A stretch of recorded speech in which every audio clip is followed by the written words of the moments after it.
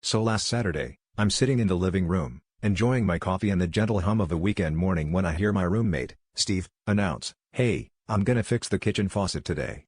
Now, Steve's last attempt at home improvement involved supergluing a wobbly chair, which now only wobbles if you don't sit on it, so I was immediately suspicious. Still, the faucet had developed a drip that was slowly turning our sink into a minor musical instrument, and Steve was determined. I figured, what's the worst that could happen? Fast forward 10 minutes, there's Steve, a roll of duct tape in one hand and a look of misplaced confidence in the other.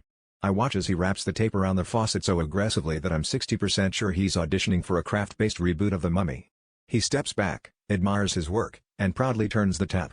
The faucet sputters, groans, and then shoots a jet of water sideways, soaking the toaster, Steve, and, most importantly, the cat, who now believes the kitchen is a war zone.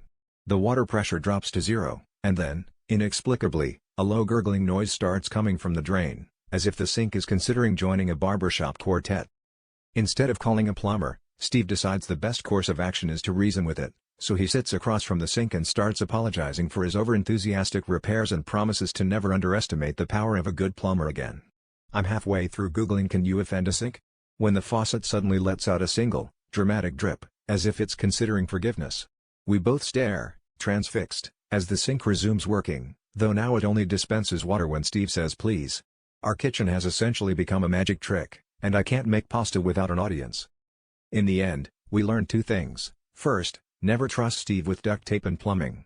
Second, if your sink ever demands an apology, just go with the flow, otherwise, you'll end up with a real faucet of emotions.